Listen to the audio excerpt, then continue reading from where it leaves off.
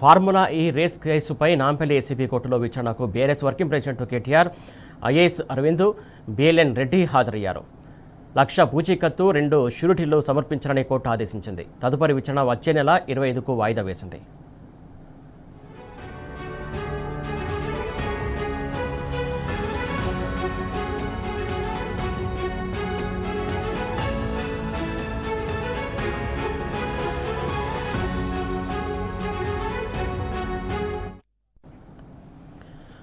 Formula ఈ race కేసుపై Nampally ACB కోర్టులో విచారణకు బీఆర్ఎస్ వర్కింగ్ ప్రెసిడెంట్ కేటీఆర్, అలాగే ఇతర అధికారులు కూడా హాజరయ్యారు. దీనికి సంబంధించి పూర్తి అప్డేట్స్ మా కరెస్పాండెంట్, మా క్రైమ్ బ్యూరో చీఫ్ భాస్కర్ అందించడానికి సిద్ధంగా. భాస్కర్, చెప్పండి, కేసు విచారణకు సంబంధించి తాజా అప్డేట్స్ ఏంటి?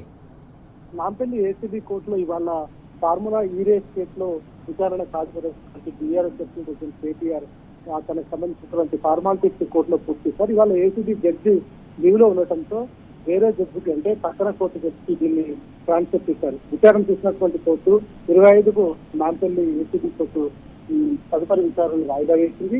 ₹1,00,000 పర్సనల్ బాండ్ సమర్పించాలని బీఆర్ఎస్ వర్కింగ్ ప్రెసిడెంట్ కేటీఆర్, మాజీ సీనియర్ ఐఏఎస్ అధికారి అరవింద్ కుమార్ తో పాటు బిఎల్ఎన్ రెడ్డికి ఆదేశాలు జారీ చేసింది.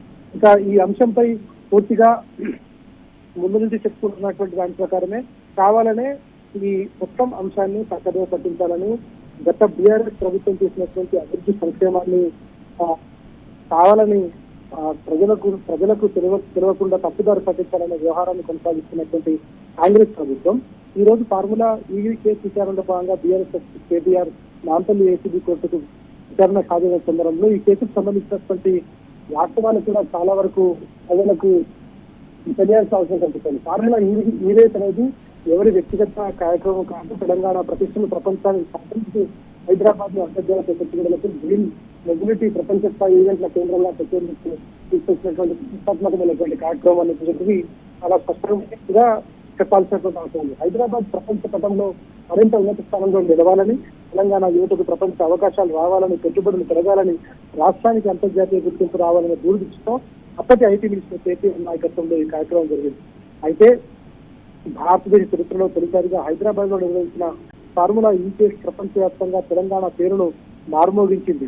వేలాది మంది సందర్శకులు నగరానికి రావడంతో పాటు పర్యాటకం, హోటళ్లు, రవాణా, స్థానిక వ్యాపారాలకు ఎక్కువగా ఆదాయం లభించింది. స్వతంత్ర అధ్యయనాల ప్రకారం ఈ ఒక్క ఈవెంట్ ద్వారానే హైదరాబాద్ ఆర్థిక వ్యవస్థకు ₹100 కోట్ల ఆర్థిక లాభం చేకూరిందనేటువంటిది చాలా స్పష్టంగా తెలుస్తోంది. మొదట స్పాన్సర్ గా ఉన్నటువంటి సంస్థ ఏప్రిల్ నుంచి వైదొలిగిన తర్వాత ప్రపంచ స్థాయి ఈవెంట్ హైదరాబాద్ నుంచి వెళ్లిపోకుండా ఉండాలనే ఉద్దేశంతో అప్పటి ప్రభుత్వం కొత్త ఒప్పందం చేసుకుని ఆత్మన్స్ బాధ్యతలు స్వీకరించింది. అదే ఒప్పందం ప్రకారం చెల్లింపులు జరిగాయనేటువంటి కూడా ఇప్పుడు చెప్పుకొచ్చారు. ఇందులో రహస్య ఒప్పందాలు ఏమీ లేవని, దాచిన లావాదేవీలు లేవని, వ్యక్తిగత లబ్ధి అనే ప్రశ్నే లేదనేటువంటి అంశాన్ని కూడా తీసుకొచ్చారు.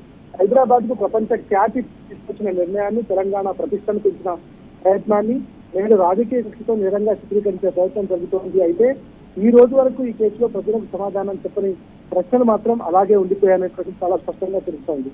ప్రపంచ స్థాయి సంస్థలను హైదరాబాద్ కు తీసుకురావడం, అంతర్జాతీయ ఈవెంట్లు నిర్వహించడం, పెట్టుబడులు ఆకర్షించడం, నగర బ్రాండ్ విలువలను పెంచడం, ఇవన్నీ కేటీఆర్ నాయకత్వంలోని ప్రభుత్వ అభివృద్ధి దృక్పథాన్ని నిదర్శనాలు అనుకోవడం చాలా స్పష్టంగా తెలుస్తోంది. అలాంటి నిర్ణయాలను నేడు నేరాలుగా చిత్రీకరించి తెలంగాణ అభివృద్ధిని నిందితుల బెంచ్లో నిలబెట్టడమే ఇప్పుడు కాంగ్రెస్ ప్రభుత్వం చేస్తున్నటువంటి ఏకైక పనిగా ఉంది. తెలంగాణ అభివృద్ధికి తీసుకున్న నిర్ణయాలు నేరాలుగా చిత్రీకరించడం ద్వారా పెట్టుబడిదారులకు, అంతర్జాతీయ సంస్థలకు తప్పుడు సంకేతాలు పంపడం ద్వారా రాష్ట్ర ప్రయోజనాలు ఏమాత్రం మంచిది కాదనేటువంటి అంశాన్ని కూడా చెప్పుకొచ్చింది. కేటీఆర్ ఎప్పుడు వ్యక్తిగత ప్రయోజనాల కోసం కాకుండా తెలంగాణ ప్రయోజనాల కోసం నిర్ణయాలు తీసుకున్న నాయకుడు. హైదరాబాద్ పేరు ప్రపంచ వేదికలపై మారుమోగాలని, తెలంగాణ యువతకు ప్రపంచ అవకాశాలు రావాలని ఆయన చేసిన ప్రతి ప్రయత్నాన్ని చరిత్ర గుర్తుంచుకుంటుంది. రాజకీయ కక్షతో చేతులు పెట్టచ్చు, కానీ అభివృద్ధి చరిత్రను తెలిసివేయలేనటువంటి అంశాన్ని కూడా ఇవాళ కేటీఆర్ విచారణకు హాజరయ్యే ముందు ఒక ప్రెస్ నోట్ ద్వారా వివరించారు. ఇక్కడ నిజం ఆలస్యమైనా గెలుస్తుంది, అభివృద్ధి అడ్డుకోవచ్చు, కానీ అభివృద్ధి కోసం పనిచేసిన నాయకత్వాన్ని చరిత్రలో నుంచి చెరిపివేయలేదు, తెలంగాణ ప్రజల తీర్పే అంతిమ తీర్పు అంటూ ఆయన కోర్టుకు హాజరయ్యే సందర్భంలో తనకు సంబంధించినటువంటి అంశాన్ని పేర్కొనడమే కాకుండా ఫార్ములా ఈ సంబంధించినటువంటి అంశంలో ఏ ఒప్పందాలు జరిగాయి రాష్ట్ర ప్రభుత్వానికి, ఫార్ములా ఈ ఇండియా సంబంధించినటువంటి అంశానికి ఎట్లాంటి ఒప్పందాలు జరిగాయి, దాని ద్వారా 700 కోట్ల ఎకానమీ హైదరాబాద్ కు వచ్చిందనేటువంటి వివిధ పత్రికల్లో వచ్చినటువంటి అంశాలను కూడా ఆయన పోస్ట్ చేశారు.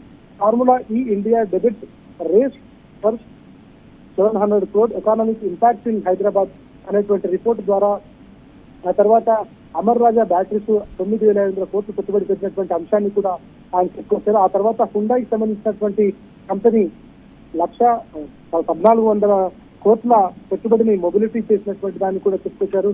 దాని వెంటనే తెలంగాణకు సంబంధించినటువంటి ఈవీ డే ద్వారా better vehicle sector fully charge అనేటువంటి కథనాన్ని కూడా ఆయన ఎకనామిక్ టైమ్స్ లో వచ్చినటువంటి అంశాన్ని చెప్పుకొచ్చారు. మొత్తం 150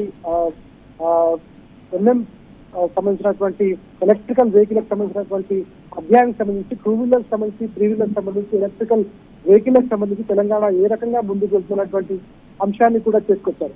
ఇక మొత్తం దీనికి సంబంధించి లాస్ట్ మినిట్ లో రేస్ క్యాన్సిల్ చేసి అని జాగువార్ సంబంధించినటువంటి కంపెనీ చేసినటువంటి అంశాలు, అంటే కాంగ్రెస్ ప్రభుత్వం వచ్చిన తర్వాత తీసుకొచ్చిన నిర్ణయం ద్వారా తాము ఏ రకంగా ఇబ్బంది పడ్డామనేటువంటి అంశాన్ని కూడా చెప్తారు. ఇక ఫార్ములా చేసినటువంటి పెద్ద ఏదైతే ఈవెంట్ ఉందో ఆ ఈవెంట్ ప్రపంచ దేశాల్లో మొత్తం అభివృద్ధి చెందిన దేశాలకు వెళ్ళాలంటేనే 1-2 సార్లు వాళ్ళు దాంట్లో ఉన్నటువంటి అన్ని రకాల ఇన్స్టిట్యూషన్స్ ఆలోచిస్తారు. కానీ దాంట్లో ఇండియాలోనే మొదటిసారి హైదరాబాద్ తీసుకొచ్చి ఇక్కడ నిర్వహించడం, ఇక్కడికి వచ్చిన తర్వాత గుజరాత్ ప్రభుత్వం పదే దాన్ని అక్కడ అహ్మదాబాద్ తరలించాలని చేసినటువంటి ప్రయత్నం, ఆ తర్వాత ముంబై వేదికగా చేయాలని చేసినటువంటి ప్రయత్నం, బెంగళూరు చేసినటువంటి ప్రయత్నం, ఇవన్నీ కూడా గతంలో అనేక సార్లు కేటీఆర్ చెప్పుకొచ్చారు. ఈ నేపథ్యంలోనే ఆయన ఇప్పుడు చేస్తున్నటువంటి ఆరోపణలన్నింటినీ కూడా ఇది లొట్టపీసు ఆరోపణ అని కూడా చెప్పుకొచ్చారు. ఈ కేసే లొట్టపీసు చేస్తున్నటువంటి అంశాన్ని కూడా చెప్పుకొచ్చారు.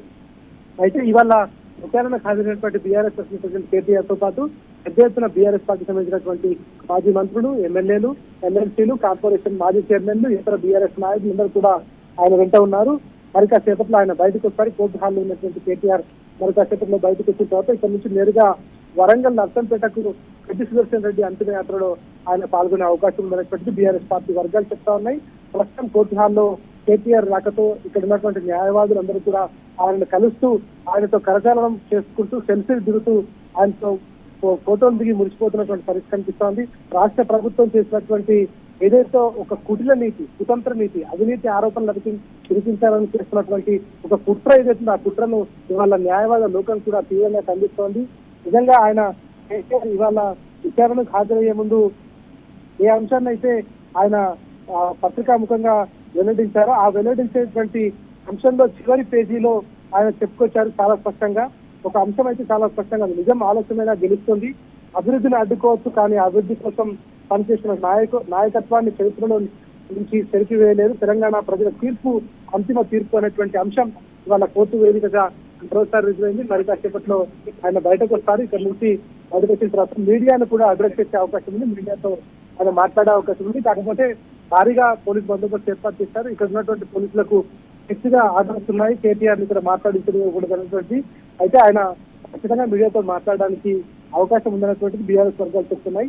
మరి కాసేపట్లో ఆయన కేసు 25కు వాయిదా పడింది కాబట్టి బయటకు వచ్చే క్రమంలో న్యాయవాదులతో సంచలనం దిగుతున్నారు. బయటకు వచ్చి ఆయన మరి కాసేపట్లో బయటకు వచ్చి మీడియాను అడ్రస్ చేసే అవకాశం కనిపిస్తుంది. Thank you Bhaskar.